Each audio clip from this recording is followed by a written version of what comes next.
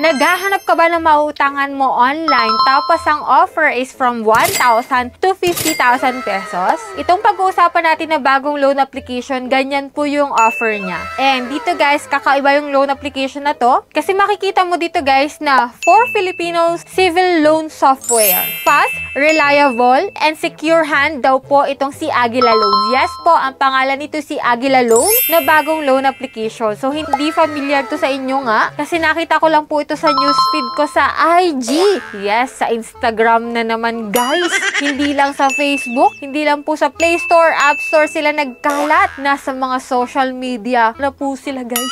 Naglipa na dyan yung mga loan application na nagpapaloan ng mga gantong offer. 1,000 to 50,000 pesos. So, syempre, check natin kung talagang fast, reliable, and secure hand itong si Aguila Loans. At pagkano ba yung offer niya if ever man na magta-try tayo sa kanya. So, dito guys, pure online to. Kahit hindi mo na i-download yung kanyang application, so may website po siya, no guys? So, kung makikita mo nga dito guys, core selling point, instant approval, quick disbursement, 100% online, no paperwork, flexible loan options, secure and confidential. No hidden fees, transparent process. And SEC registered daw tong si Aguila Loans ha. Tapos, compliance din po siya ng AMLC or Anti-Money Laundering Council.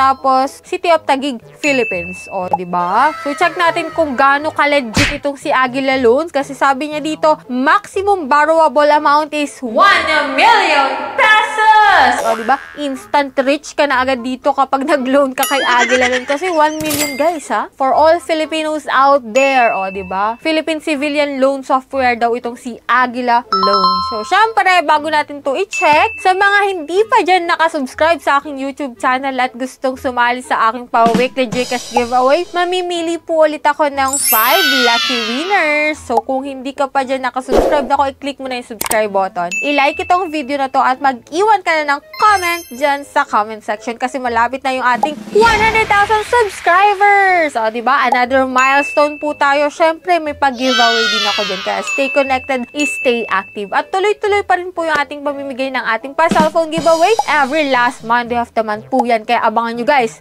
Malapit ng last Monday of the month. And dito nga guys, puntahan na natin tong si Aguila Loan na Philippine Civilian Loan Software daw po na 1,000 to 50,000 yung kanyang loanable amount at up to 1 million pesos pa nga. So, if you're interested, keep watching.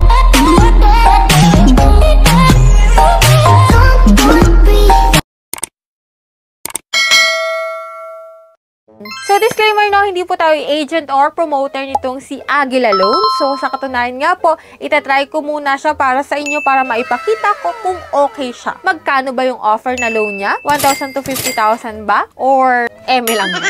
So, check natin guys. So, yan, maglalagin kayo dito using your active mobile number and then magsasend doon ng OTP code guys. So, click natin yung login. And after nun guys, medyo familiar sa akin tong loan application na ganito yung format. Kasi diba, kung natatandaan nyo si Sulit Cash, kama-vlog ko lang nito guys, gantong-ganto din yung forma niya. 80,000 yung pinakang borrowable amount daw sa mga first time. Kaso 3,000 yung minimum doon. Dito guys is 2,500.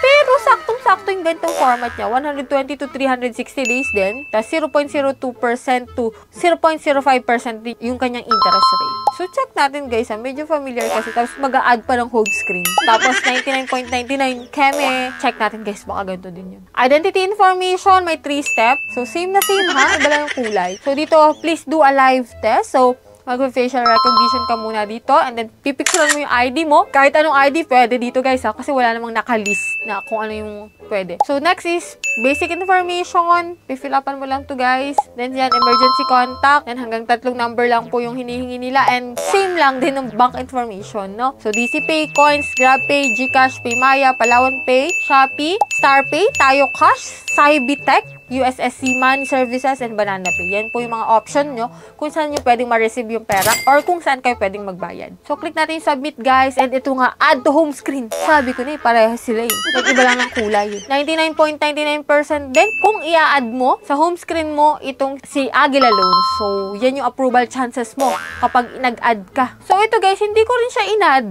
At wala na akong balita dun sa pag-apply ko dito, guys. Hindi ko rin alam, guys. Yan, under review yung ating application. And kung i-check ko si Aguila Loan sa IG, ha, hindi ko na siya mahanap. Hindi ko na mahanap itong si Aguila Loan kasi nagpa-flash na lang sa screen ko itong si Aguila Loan tapos si Sulit Cash. Iwas kayo sa mga ganung loan application, ha, yung mga nagkalat dyan sa social media natin. Lalo sa Facebook, sa IG. Kung saan man kayo madalas gumamit, sa TikTok, pwede na rin, no? Yung mga nagpa-flash sa screen natin ng mga loan application kasi hindi natin sigurado kung legit talaga sila or nagko-collect lang ng information natin. So, medyo risky yung mga ganong loan application. Tapos, ito nga, hindi natin nakita yung loan details, kung ano-ano lang mga sinasabi niya sa ads niya, pero wala rin naman palang nangyari. Nagsayang lang tayo ng oras pag fill up. Ang pinaka-main point talaga ng video na to is iwas kayo sa mga application na Aguila Loan, na Sulit Cash, kasi nagpapa-add pa sa home screen bago maaprubahan. So, diba? Kung gusto talaga magpa-loan nito, dun pa lang mapapakita niya na yung loan details, kung magkano yung pwede mong ma-receive, kung hanggang kailan mo siya bayaran, para at least alam mo na talaga kung may possible na ma-approve ka sa loan application na yun. Pero hindi wala silang pinakitang ganun.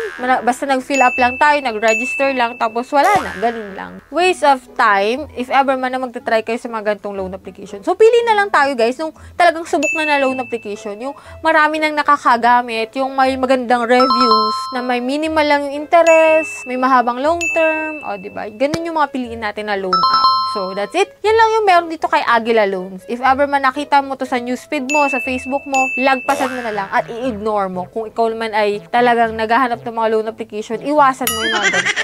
Lalo na yung mga pang 7 days lang. Yan lang yung pinakang payo ko sa inyo, guys. And for those na may katanungan pala dyan, i-comment nyo po dyan sa comment section para mabasa ko at masagot ko yung katanungan ninyo. And for those na may mga gustong i-recommend ng mga loan application, share nyo lang po dyan sa comment section. Kung hindi ka pa po dyan nakasubscribe, i-click mo yung subscribe button, turn on the notification bell para updated ka sa ganitong usapan and sa mga future vlogs pa natin. So that's it. Bye-bye na muna for now, guys. See you on my next vlog.